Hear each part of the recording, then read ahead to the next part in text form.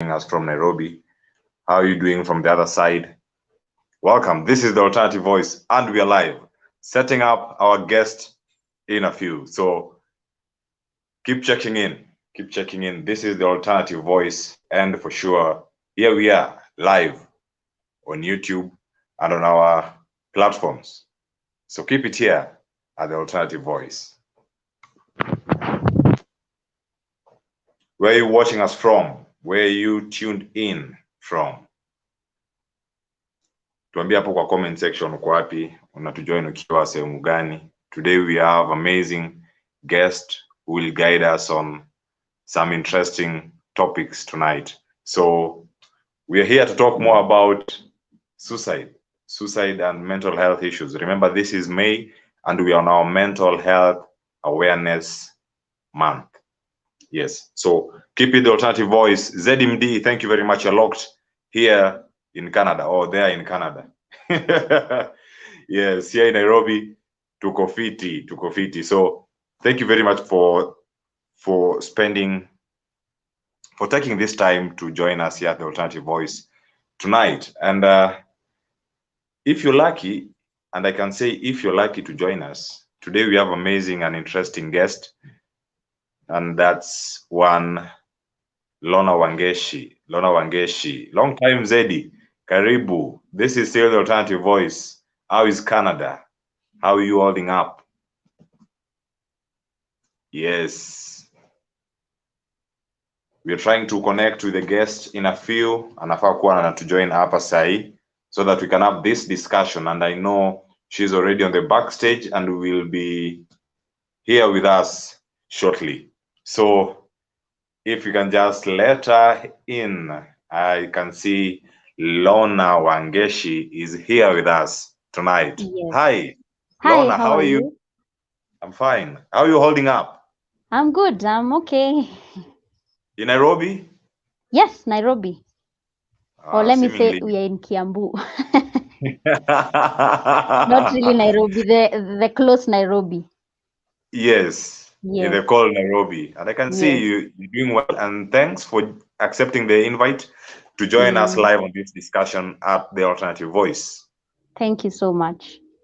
Yes. So, ladies and gentlemen, joining us in this session tonight is one amazing lady, and that's Lorna Wangechi. Lorna Wangechi is here to talk to us more about curbing these suicide cases in a pandemic that we are in as a country. How can we do this as one?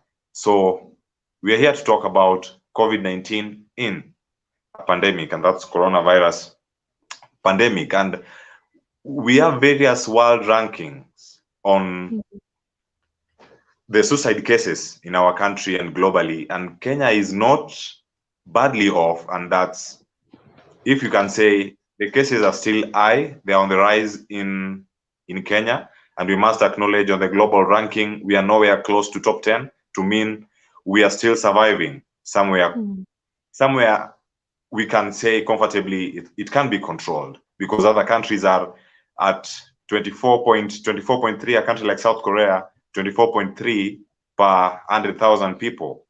So you can see where we are as a country, where currently we have, in our country, we have 9.1 men per 100,000 people. Then the females are at 3.2, to mean something good is going on, and that's where we should stick to. So joining us to try to find ways of managing mental health tonight is one Lorna Karumba Wangechi. ZMD, Justo Bram, Daniel Nitham joining us live from the UK. Thank you very much. Just Justo, thank you. Jeffrey Obonyo, wow, happy to join this discussion. Caroline Omolo, tuned from Nairobi, Kenya. Thank you very much for joining this live discussion. And we are here. First, let's get to know our guest, Lorna Karumba. Who is Lorna Karumba? We only know you to be how can we say it? A counseling psychologist, but there's more to your title, and even something that you do extra other than being a counseling psychologist. Okay. So, as you've heard, my name is Lorna Karumba. I am a counseling psychologist by profession. I'm passionate about mental health, especially during this month of May, the Mental Awareness Month.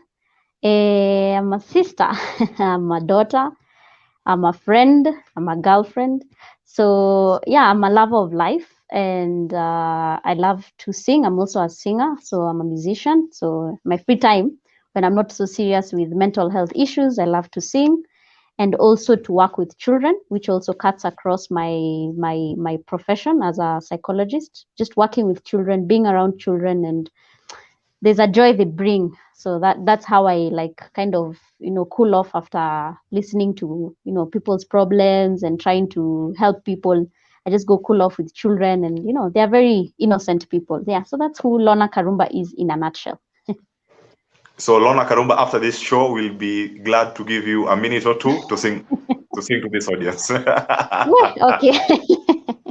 Yeah, so get ready as we continue this discussion. Get to have the right song to give us at least to kuwapa hawa watu wengine motisha that however much you're going through some stress, there's the light at the end of that tunnel, and for sure we shall overcome this killer situation that most people are. That's on the suicide cases, which are on the rise in our country. Josephine Kieti, thank you very much for joining this discussion. Benedetta Kieti, locked. Thank you very much for always returning here. And if you're joining us on Facebook and YouTube, this is the Alternative Voice, and we are into this discussion tonight, curbing suicide cases in a pandemic and in Kenya. First, as we said, we acknowledge this is the month of mental health awareness. And as a counseling psychologist, Lorna, how did this pandemic hit you? Did it give you more jobs? Did it reduce the jobs? Did you lose a job? Are your friends in the profession safe with their jobs? Ama pandemic imeleta kazi mingi? Okay, I think the pandemic has brought a lot of development that we didn't know because of the isolation, sitting in the house, especially the last year.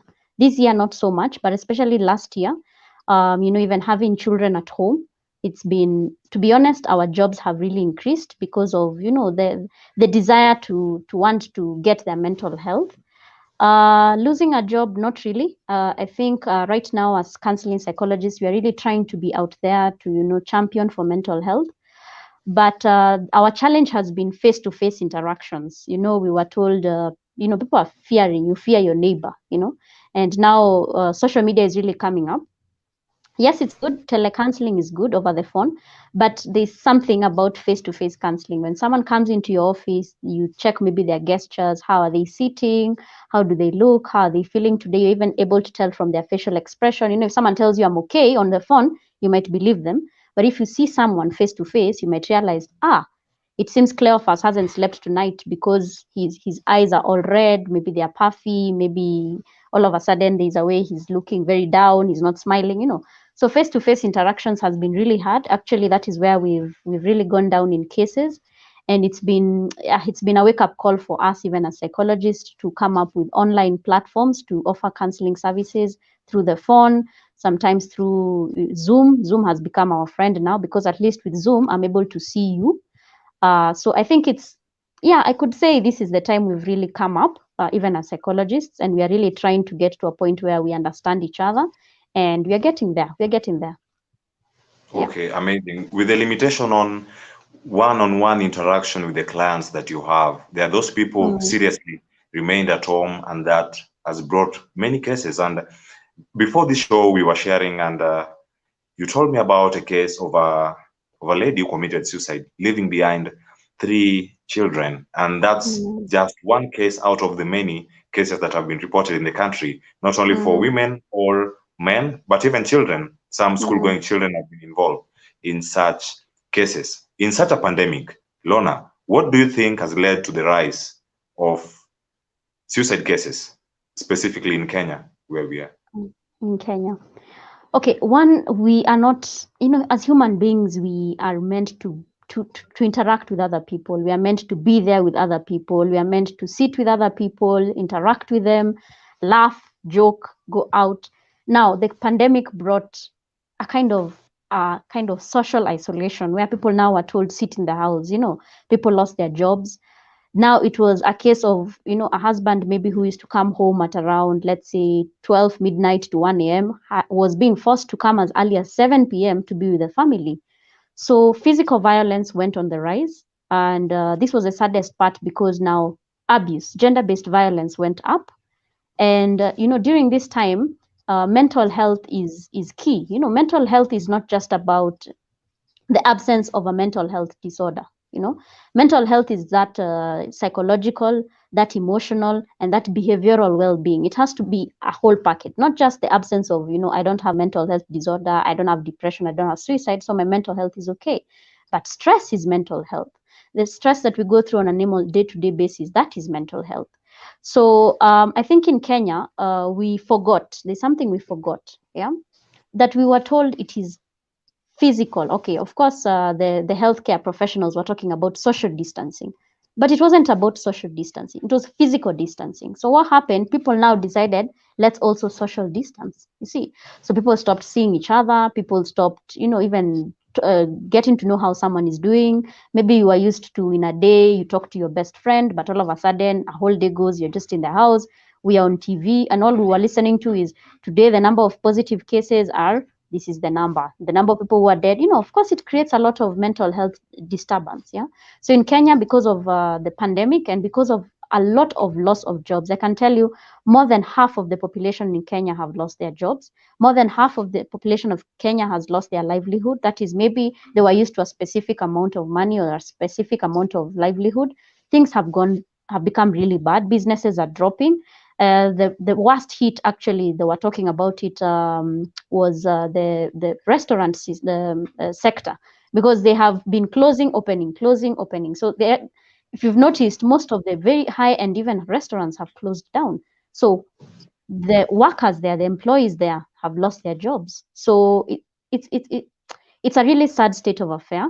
And that is what has led to a lot of mental health cases, suicide cases, depression cases, and a lot of uncertainty in the world, wondering, tomorrow will he just wake up and say, okay, we have closed the country, then I'm back again to the house. So that confusion has brought a lot of, mental health disturbance, and you find people are getting into drug abuse, people are getting into other worrying trends, just to ensure that they live life. Yeah. So, Lorna, it's a great concern, and however much the country and the head of state, together with other stakeholders in the COVID fund, those people came together to ensure that the citizens of this country are cautioned as the pandemic ravaged the economy. And it's by great concern that not most people have gotten back to their feet and resumed their normal work.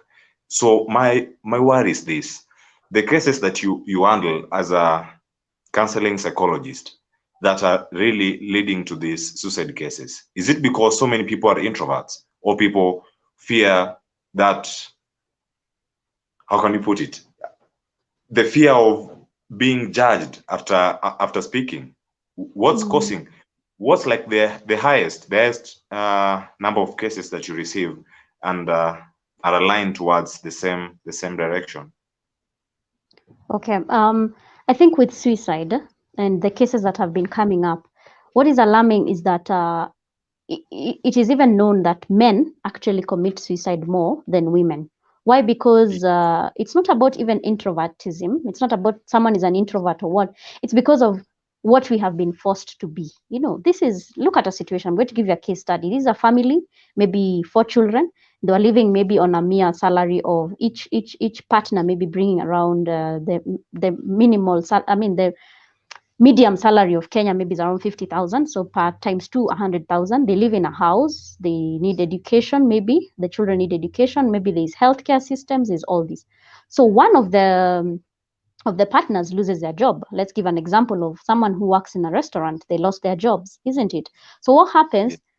The stress that is there is that one person is carrying the whole family. One person is carrying 5 people in their hands, actually 6, the 4 children, herself, and maybe the husband, or the 4 children, himself and the wife.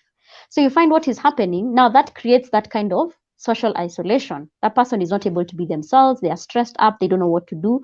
Of course, right now, application of jobs, you find even scholarships, education system has gone down. People are not being given scholarship. So there's so much that is coming up, and there's so much that we are not really sure of what is going to happen tomorrow. Now, that uncertainty is what is bringing about what you might be calling the introvertism, because introvert is actually a personality. It's what you're born with. So it's not really about introvertism, but it's about where we have been forced to be, where we have been pushed to go, such that we've been pushed into like a well. We've been pushed into bad times that we're not sure what about tomorrow. Remember, where we used to find hope was in churches. Where people used to find hope was maybe meeting up with people. Now all these things were again cut down. You're told, not, don't go to church, watch TV. That is your church. So you find the place where someone is to feel safe. Someone maybe is to go to church, and then maybe someone is interacting. Sometimes after a church service, you find youth would gather around and play maybe board games like Ludo, Scrabble, and all that. There is no that. Even right now as we speak, in as much as people are going to church, there's that fear. So you finish church and immediately you're in your house. So what is happening?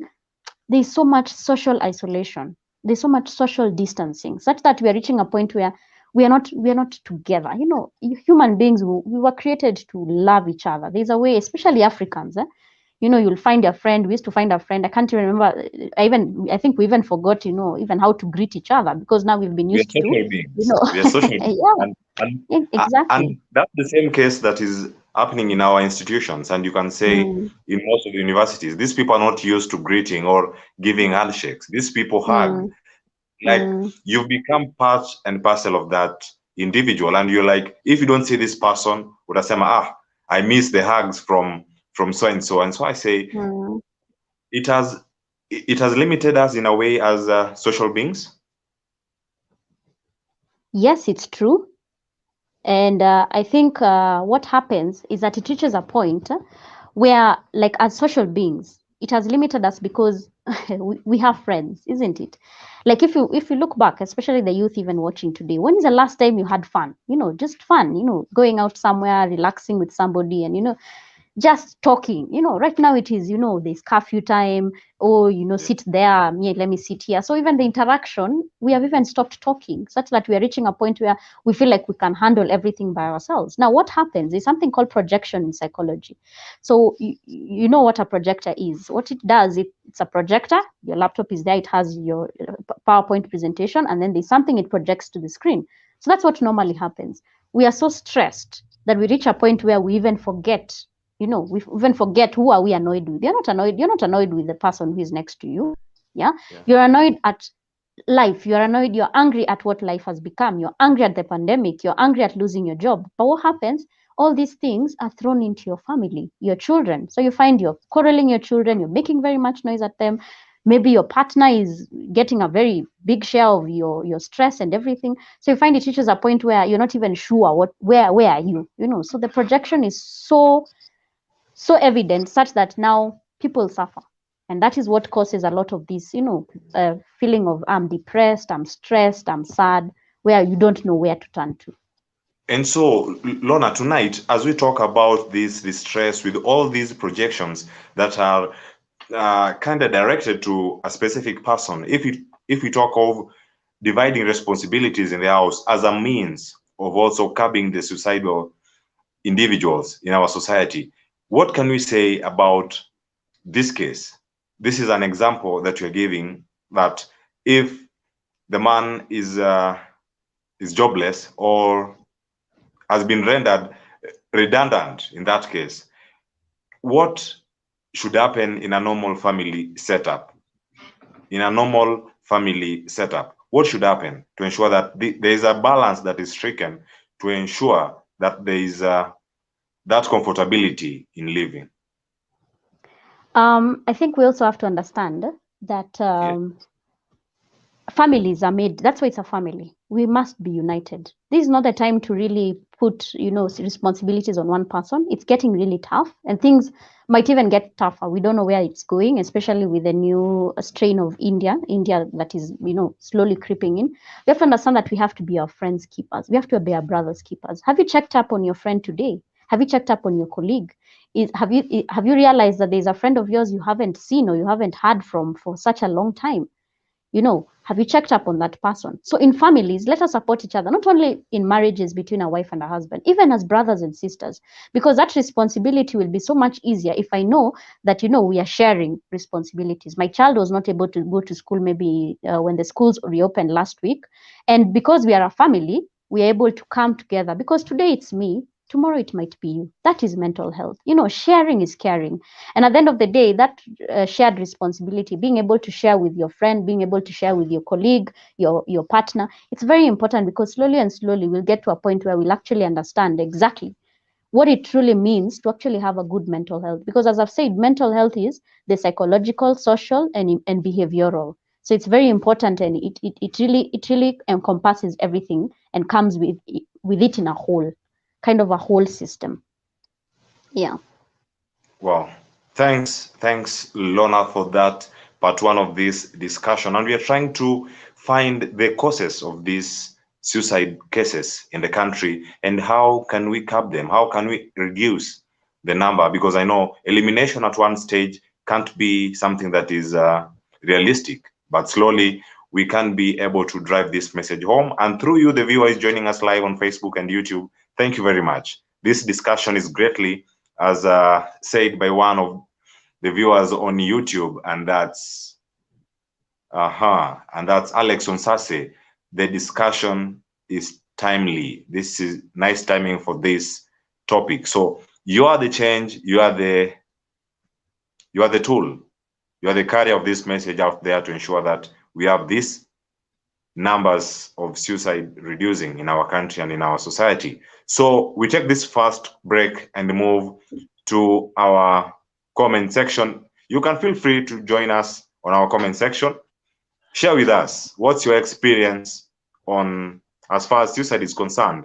I know it might not touch on your family, or you have a friend who attempted.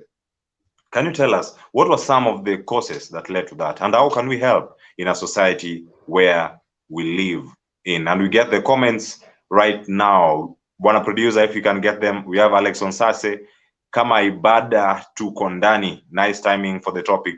Thank you very much. Duncan Mwathi tuned as I wait for the part of singing. Lorna, you must sing. Wow. JL Empire locked. Thank you very much. And we also have questions coming through, Lorna, for you to answer, and we'll be getting right back with the questions so that you can tackle them.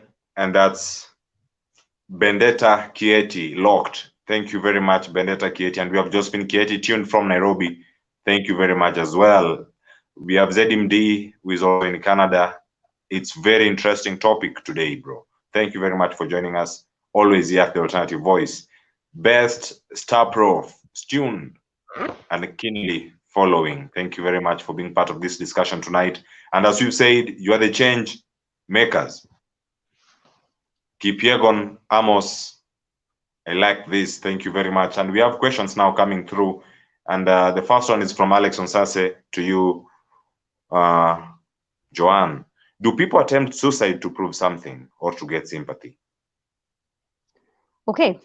So suicide, you have to understand that suicide can come in very many forms. So sometimes, yes, it can be to prove something. Again, we must understand something, that that sympathy, it's not sympathy, it's actually empathy.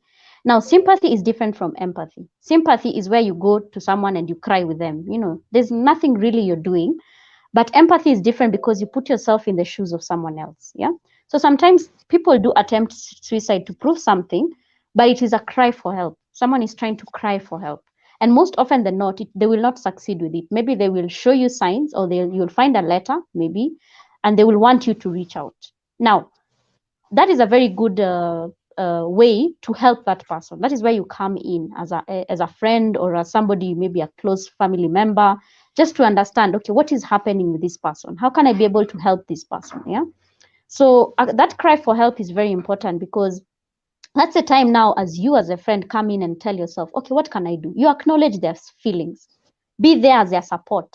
Listen more, talk less. As psychologists, we say we have very big ears but a really little mouth, because we try as much as possible to listen, listen, listen. Try and listen. Not listen to judge, or not listen to tell the person, how could you even think of suicide? I went through something worse than you.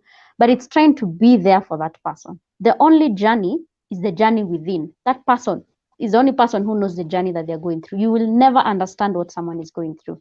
And that is why I think it's very important to know that in as much as they're gaining sympathy or they're trying to get sympathy, you also have to be there for them fully, not being there for them, but you're on your phone or you're, typing something on the laptop and you're trying to listen to someone who's suicidal. They'll feel like you don't care. So yes, it could be an attempt to prove something or to get sympathy, and you need to be there for that person. Wow, thanks for that elaborate explanation. And we go to the next question, and that's it can be a comment. That's from Benedict CI. Great topic. Mental health is a pandemic itself. It's good talking about it. Thank you very much, Benedict CI, for being part of this discussion and the previous discussions that we've had. And we have Best Starprof. What biological factors increase risk for suicide, Lorna? Okay. So biological, there is trauma. Maybe if there was trauma, especially a childbirth, maybe if there's something that happened at pregnancy, that could be a biological factor. There is also studies that show that there is a part of the brain that may affect, which causes depression, which may lead also to increased risk of suicide. Again, there is also it could also come from it's inherited. It could be inherited from maybe your parents, especially depression. Remember, suicide is linked to depression. So sometimes once you inherit the depression, you may also be at a more risk for suicide, because people with depression have more risk for suicide rather than those who have not fallen into depression, because depression is one of the pathways that leads you to suicide. So those are some of the biological factors that increase the risk for suicide. Thank you. And now I have this question for you, Lorna. If we say there are more men committing suicide than female, there are those female who only have their cases not successful. Yes, we have men who commit suicide because their suicide is successful. Why do most men have a complete suicide while others attempt and fail? For men, yeah? Yes, and okay. most female fail to complete the execution. What happens? For women, it's biological that women are more emotional beings. Yeah, a woman will want to go out there, and that's why we call you men tend to say chama. Chama ya mama. Yeah, that is where they go to vent out. These salons that we go to, that's where they go to vent out. Now, for men, it's a bit different. For men, what happens once they meet each other, it's more of like showing who is more, who has everything. Yesterday I bought a new car. Oh, even me. So you see, it actually increases the rate of stress in that man, because this man is already going through stress. Maybe they lost their job, for example. Yes. Maybe their wife ran away with the children and now they're left alone. So what happens in that men's meeting? They're going to talk about football. They're going to talk about maybe cars, the latest cars or the latest what. They're not talking about the real issues. So what happens with men, they tend to feel like, because of that manly power, because, a man is supposed to be strong, a man is supposed to be, shown in the society that I'm strong, I'm not supposed to cry.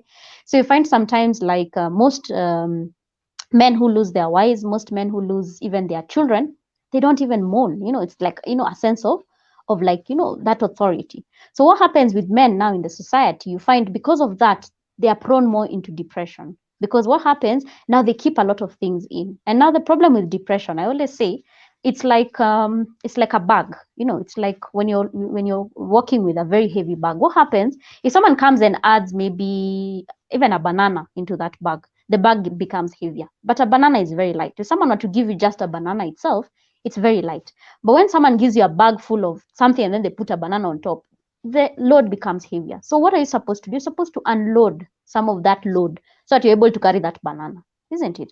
So for men, they don't really understand that sometimes it's okay not to be okay, as long as you're doing something about it. But for men, it is more of, what can I do? What can I show? Yesterday I bought a car. Yesterday I was with this what is their name? This nice lady, So you find that is their conversation. Those are the type of conversations we have. But for women, it's very different. Once a woman meets another woman, that is where they talk. They lament about their problems. They talk about it. By the time they get home, they're feeling more relaxed because it's like they have unloaded some load. We always say that a problem shared is a problem half solved. As much as you haven't solved the situation, of course, in those still chamas, there are very bad solutions that come out from that. Go home and walk out of the marriage. Some things like those. But at least this lady has been able to share, has been able to open up. Now, for men, that is a problem. And that is why we are reaching a point where we are really trying to make men aware that it's okay not to be okay. It's okay to know at times that I'm not okay. It doesn't mean you're weak. It actually means that you're strong and you're willing to get help. And I think that is something that should drive men to look for help more, because we are losing a lot of men through suicide. And it's really alarming that, you find that we think that women are more depressed, but again, men contemplate and actually go ahead with suicide more than the women. Yeah. Interesting insights from Lorna Wangechi tonight, and that's the topic that you're handling, curbing suicide cases in a pandemic.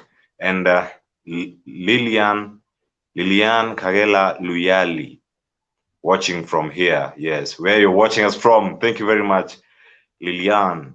And Bendetta Mweni on Facebook, thank you very much as well for joining us live on this discussion. We are 31 minutes into this live discussion, live on Facebook and YouTube. And we're having our guest tonight, Lorna, to explain more on these interesting insights that we are having from our guests and the questions that are coming along. We have a question here from Jeff Obonyo. Yes, the question from Jeff Obonyo reads, it's amazing how COVID has transformed our livelihoods, both positively and mostly negatively. What's your take on reaching out to people, especially people who just went silent after some time? I think a lot of people suffer silently. Lorna? Yes, it's true. COVID has really transformed our lives, positively and negatively. Remember, when someone starts to veer off, or when someone starts to go silent, that's a cry for help. Yeah. And we tend to want to look for solutions. If you met someone who you've not been with for a very long time and they just went silent on you, you're so scared of what will I say. It is listening that is more important. I think that is what I was trying to emphasize on the listening part. That if you just reach out to this person, yeah, it doesn't even have to be, even meeting up. You just text the person and tell them, hey, how are you? You don't really have to ask them the direct question, like, why have you been silent? Where have you been? Talk about anything else. You can even talk about, hey, yesterday we had this function in church. You were not there. So we had this meeting of about youth and stuff. Explain a bit about it. That way, you're able to make this person feel, because someone will not open up to you if they do not feel that kind of, welcoming, warm personality. If I come to you and I just start asking you question after question after question, again, avoid why questions. Why questions are very judgmental because they tend to feel like, okay, why are you asking me these questions? Why are you silent? Why? Avoid the why questions. Try as much as possible to reframe the questions. Again, do not judge. As much as possible, do not judge. Reach a point where you understand this person, support this person. Actually, the best kind of support you could ever offer this person is just sitting there and listening. And Lorna, if we can just interject you and ask you this, if the point of judging and also questioning these individuals who are really lost for some time and really don't know the root cause of it, is it true to say that one can predict when the other person is sounding suicidal, or is suicide predictable? Can you predict it on someone? Yes, they're actually symptoms of suicide, and these are some of the symptoms you can look out for. First, it's the threats of someone saying that, I want to commit suicide, or maybe might say, I'm fed up of this life, or I'm sick of this life, I have nothing to live for. Then there is also where there's aggressive behavior. This person maybe is fighting with everybody, is not themselves, the personality has changed. There's also personality change, like low self-esteem. You find maybe this person was a very jovial person, but all of a sudden is not able to talk to you, is not able to share with you anything. They're just there. Yeah. Then there is writing. There's some of them writing about suicide. So you find you're in a conversation about something, but they're just talking about death. There's also giving away of prized possession. You find maybe someone would come and tell you, there's this thing I want to sell, my phone, I want to sell my phone, and you wonder why are they selling their phone? So they start giving away things, and you find they'll even start selling shambas or start selling their houses, start giving away very prized possessions to people maybe that they really care about. The other one is behavior change on their behavior. Sometimes they sleep too much. They could sleep too much or sleep less, where you find maybe you find this person really, you're there with that person, but they're not even there. Their minds are not there. Maybe they slept through the whole day. They haven't woken up. They're not able to wake up. People who are depressed, actually, and who are also getting to suicide, cannot even do the normal chores, cannot even wake up to brush their teeth or even wash their face. They have reached the end point. Yeah. Then there is also sleeping too much and not sleeping too much. Then there's eating too much, and then lack of eating. So you find this person used to eat well, but all of a sudden they're not able to eat at all, or they actually overeat, and most necessarily on junk foods. So you find burgers, chips, chicken, all these things, they are indulging in them. There's also reckless behavior, like engaging in taking of alcohol or substance abuse. You find maybe in their house they have all sorts of alcohol abuse.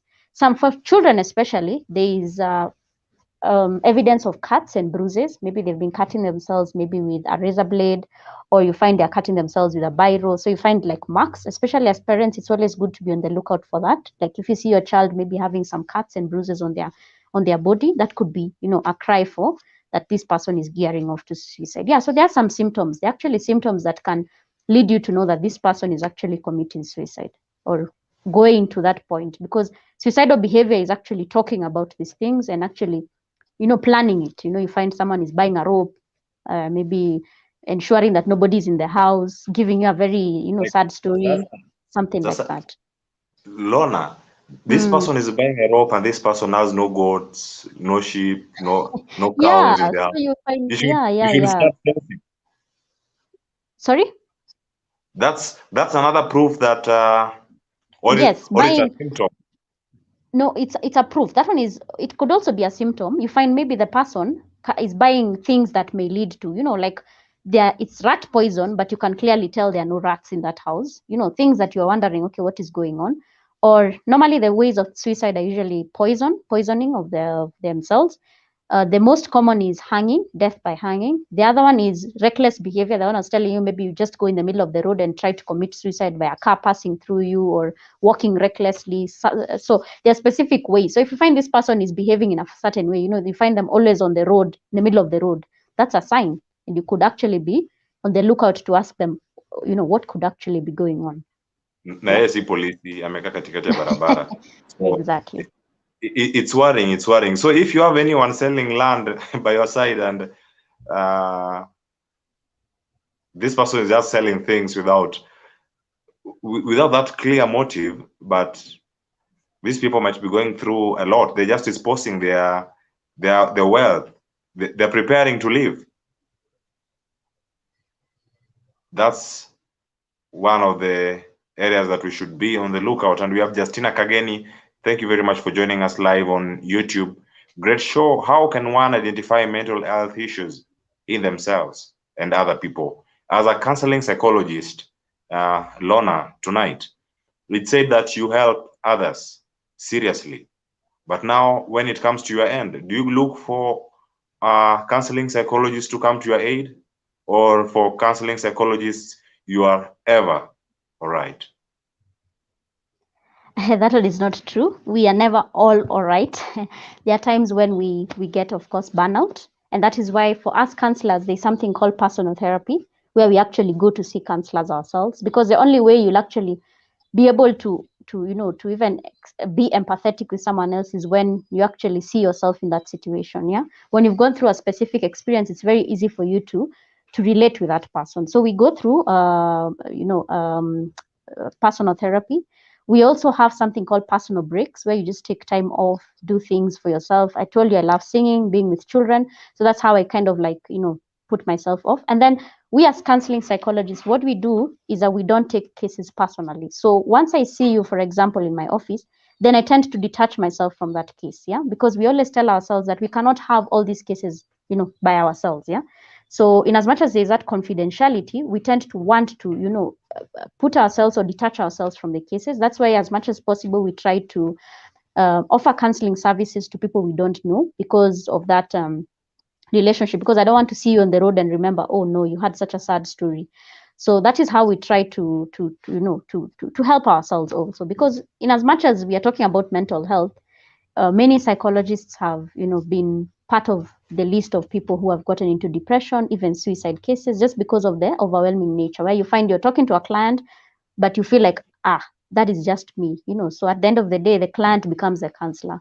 So we also take personal breaks and just relax and enjoy life once in a while. And how do you identify that in yourself when you are into these mental issues, other than having the burnout? Because burnouts at times occur at places of work.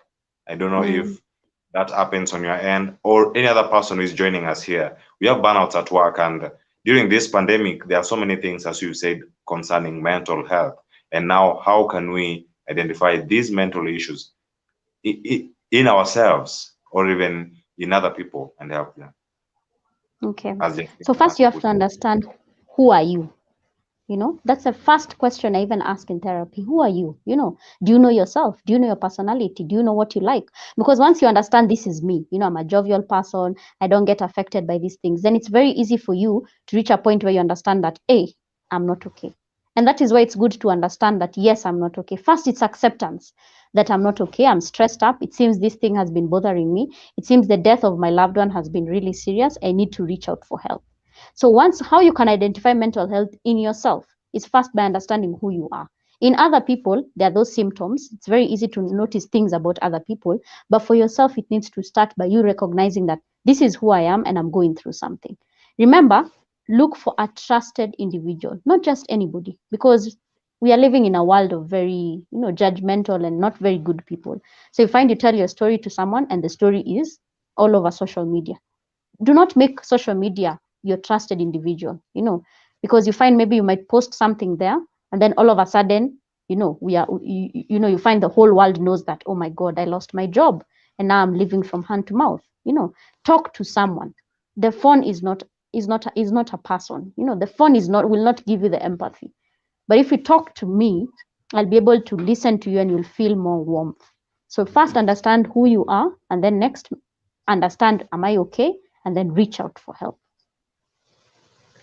Lorna, talking about taking that phone and calling, it takes us to the first discussion, that the point that you raised earlier, and that's being afraid to be judged. Someone to say, you're seeking this because of this. You're not really into this. Many people have lost their jobs, but they've not told us. Why do you think yours is a special case? What can you tell these people who are viewing us tonight? Those people are on Facebook and YouTube tonight, and they're here, and they're the same people who judge when you call. What can you tell them? Should they have that more time to listen than to act? Yes, of course. Yes, listening is a tool, is actually a skill, and we must learn this. I think human beings, there's always a desire to even finish up a sentence for someone. Someone tells you, I'm not so okay. Oh yeah, it's because of this, and you finish, and then you start your own story. Remember, when I come to you, Cleophas, for example, and I'm talking to you, and you're giving me your story, that's not the time for me to give my own story. It's your time. It's your moment. It's your time to share. So listen to that person. Remember, do not judge, because you really do not know. I think I've mentioned the point that the journey, the most important journey is the journey within. You do not know that journey. You do not know, even if you're in the same exact situation. I will say, even twins, in as much as you'd follow them the same exact path, they will always be different. And that's why we are different. If we were all the same, if we were all Lorna Wangechis in the world, it would be a very boring world, isn't it? We are different because of that uniqueness. We are different because of that, that richness in that uniqueness. So don't judge someone unless you yourself, know you're the most, perfect human being, which of course we do not have. Then don't judge. Listen to that person. Remember, you don't even have to talk. You don't even have to finish their statements. You can just listen. And sometimes someone will just be there. Give them the nodding statements. Give them a reassurance that you're there, you're listening. You're not there to judge them, but you're actually there to listen to them. Yeah. Wow. Just be there, Listen to these people. You never know what they're going through, and they're just there to need you. They just need that word from you. Benedict CI, Lorna, what do you think about this statement I saw somewhere? Depression is for the rich, poor people ni changamoto. I don't agree with that statement because one, depression is cutting across, rich, poor, whatever it is, because it doesn't really pick who it wants to pick. It's like a disease, isn't it? Because actually it is a disease. So it's very important to know that if you put this statement, it actually means that it's just when you get money, that means it comes with money, isn't it? Which is not true. Depression comes with a lot of things, losing of jobs, even there is postpartum depression, like for when after pregnancy. There is also post-traumatic stress disorder, like those who went through Westgate terror attack, maybe Garissa terror attack, Dusit Dutu terror attack. That's actually depression. So depression is not for the rich, because you cannot say all those people are rich. So we shouldn't equate money to depression, but rather we should equate mental health to depression. How is your mental health? How are you feeling today? I always ask this question: how are you feeling today? Most people will say, I'm good. Because that is ndio jibu. It's like saying bonjour. We say bonjour. If you say something else, people will wonder, isn't it? So let it not Mambo. be poor. Yeah. Who told you that everyone is poor? Because at the end of the day, you find, how are you? I'm fine. But in actual sense, you're going through a very maybe bad season of mourning. Maybe you've just lost your child. But how are you? What is the word? Fine. Are you really fine? So my question is always, how are you? Be very true to yourself. Exactly are you, and how are you feeling? Check your battery. There's a battery that's usually, if you can Google, you can check the mental battery and check where are you and what can you do to make your life better or to make your day better. Yeah. Wow. Never respond poor if you're not really poor. You're not fine if you're not fine. Respond and have that, the true self of you, speaking out anytime you say greetings. These greetings are not just for formalities. Some really mean a lot. Shak Charles, congratulations. Wangechi, we are proud to have you here at the Alternative Voice tonight. And we have other people are joining us on Facebook and YouTube. Thank you very much for sparing your time. We are 3 minutes to 9 p.m. and 47 minutes into this broadcast. And we are soon bringing this discussion to an end. And at least after this, you should have known talking it out is another way, is one way, is the greatest way to curb this, the rise of suicide cases in our country and in our community. Lorna, is suicide hereditary? Is it inherited? Can it be inherited? Na tunaweza toa pepo mbaya hii aje kwa jamii, watu waende waombe ama mtu akijinyonga achapwe vile wanafanya pale nyumbani? No, actually, yes, it is. Or the no is for the second part, but yes, it is hereditary. It comes from the parents. And remember, I don't know why whenever someone thinks of mental health, what do you think about madare, isn't it? But that is not true. Mental health, we all go through phases in our lives where we go through a mental health breakdown, isn't it? The same thing with physical. We are not always okay. Today you have a headache and you accept you have a headache. But when your mental health is not okay, when you're stressed up, you tend to say, mimi niko sawa, So it's not for them to be condemned, but for us to actually reach out now to the societies, especially to the villages, and tell them that it's okay not to be okay. It doesn't mean that every day you're okay, isn't it? If every day we were okay, then life is not, the day you're fine, you feel very energetic. So I think that was the beauty of life. That is what brings out the beauty and richness of life, that we are able to know that today I'm not okay, then I have hope for tomorrow, that tomorrow things will be better. Yeah, so it's not a way to cast them out of the village or beat them up or cast them out of the society, but it's actually a way to, these are things that give us real life experiences where you understand, oh, my friend went through a suicide, or the friend of a friend went through suicide. What can I learn about that I also need to reach out for help? I need to look out for sources that can help you, look for support during that time, and reach out and talk. It's okay to talk. The way we are talking here, it's very okay to talk and just share what you're feeling, because the journey, again, is what is within. Wow. Yeah. And it's two-wheeler diaries. Akona swali, and he's here. Always a returning subscriber to our pages. Sometimes we say we are fine to avoid unnecessary opening up to people who don't deserve to know what we are going through.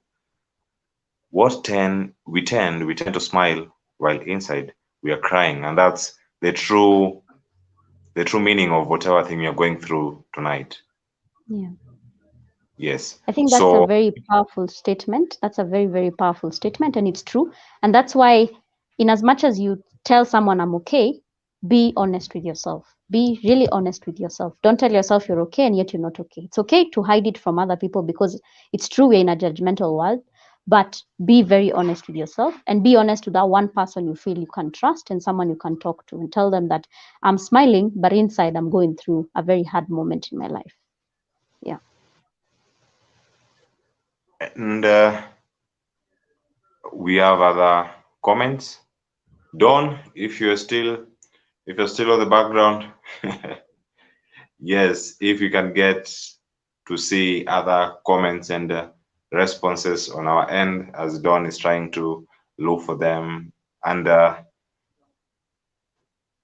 if it's yes, we have various listeners. We have Best Star Prof Jeffrey Obonyo, who is still here with us. Duncan Mwati bado anasubiri ile pati yako ya kuimba. Bendeta Kieti, thank you very much. And as we come almost to the end of this show tonight, there are some cases, Lorna, that we really don't understand what happens. Someone who is full of life and someone who is at his happiest life, this person commits suicide. So is it true to say that not everyone who smiles can say we are here and we are fine?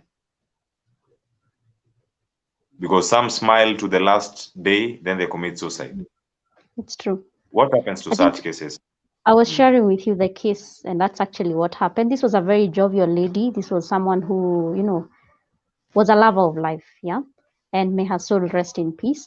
But it's for us to understand that what is it?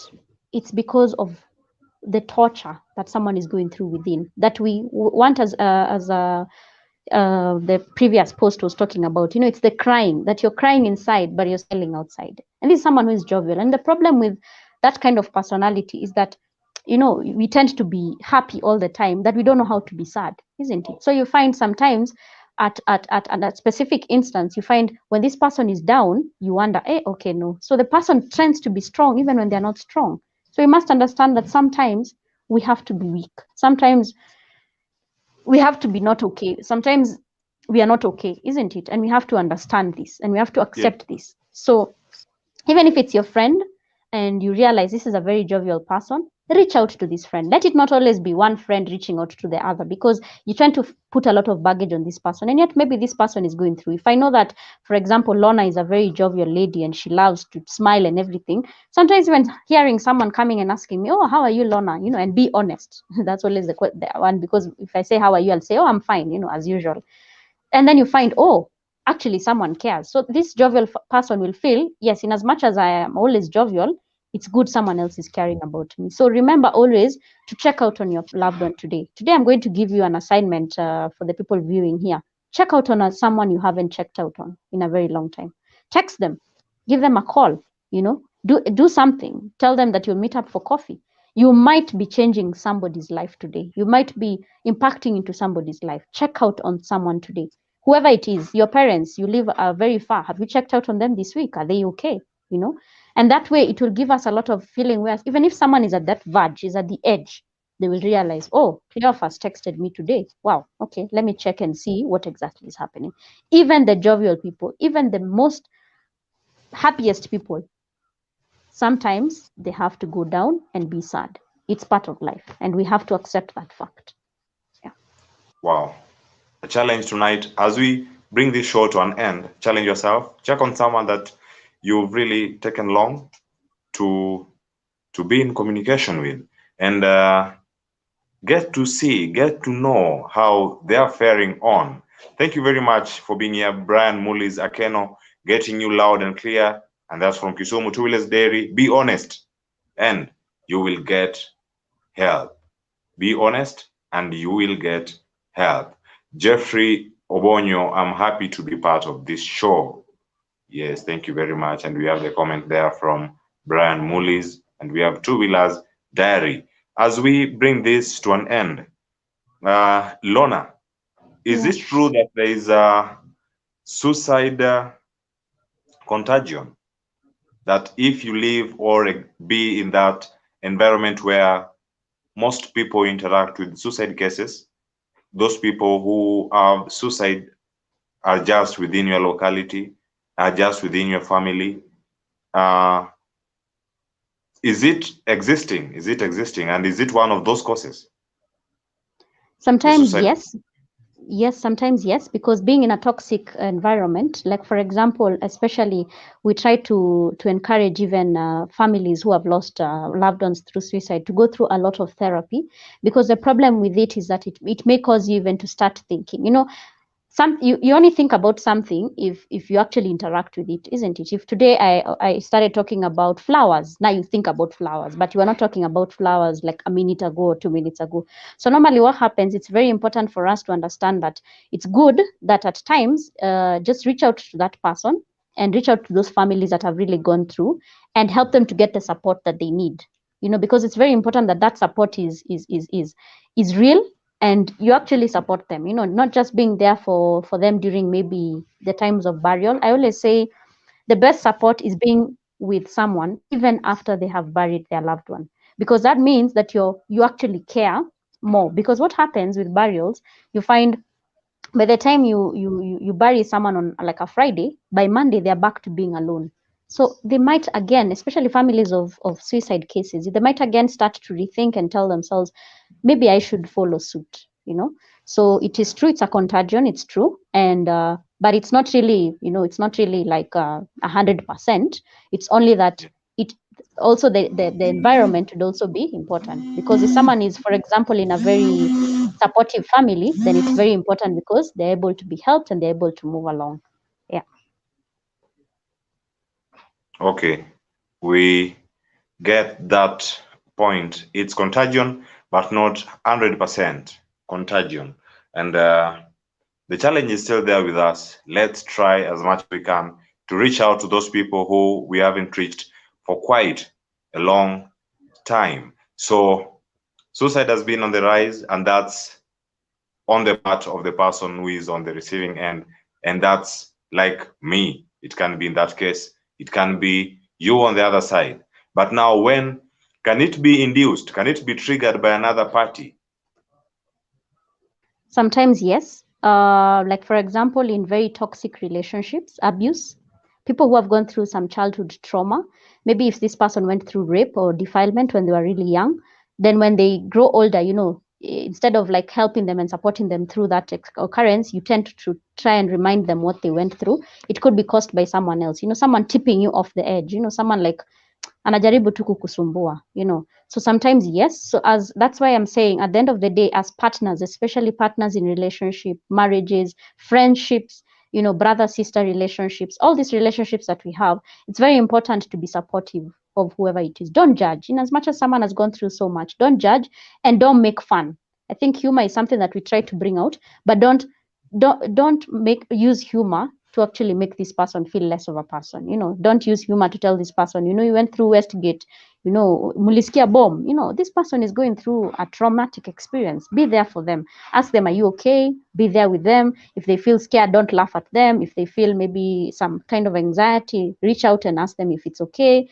Be there to support them, hold their hand. Don't leave them alone, especially during times when they feel they're at the edge, because when you leave them alone, we say an idle mind is actually the place for thoughts, a lot of thoughts, and especially negative thoughts. So if you're there with that person talking about, you don't have to talk about the issue. You can talk about something else. Play a game of Monopoly, play cards, talk about some story that or some activity that you held some time back, and it will help this person to try and open up and feel more at peace with you.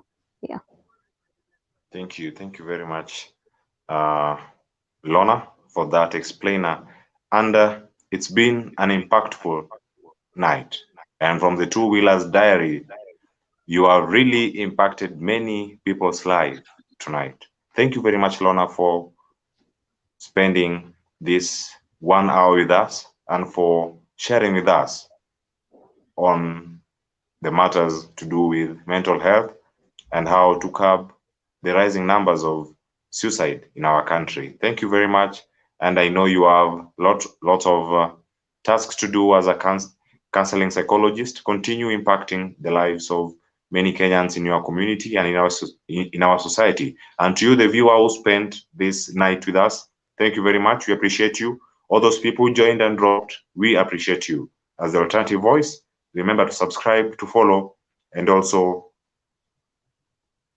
on our previous shows and the next one, feel free always to check them out and follow us for more of such live engagement. Every Thursdays, we have Trends KE, and every Saturday, we have this live show here on Saturdays at 8 p.m. That's East Africa time.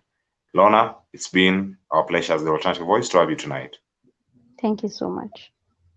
Thank you, everyone who took part in this production, those who are in the production team, and everyone who took part. Thank you and have a blessed night.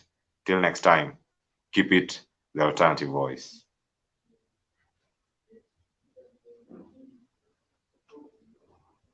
Mtaani Quick Auto Spa. We welcome you to Mtaani Quick Auto Spa. Our services include pressure wash, steam wash, snow foam and gentle hand wash, wheel and rim cleaning, tire shine, engine and body wash, vacuum, carpet cleaning, and much more. We apply encapsulation cleaning method to attack all forms of dirt and debris, which guarantee you the best results. We are consistent on quality services at affordable prices. Book an appointment now. You can call, text, DM, or WhatsApp 0710 587 285 and we will come to you. All payments will be via M-Pesa Paybill 731-1341. Follow us on our social media platforms at Mtaani Quick Auto Spa.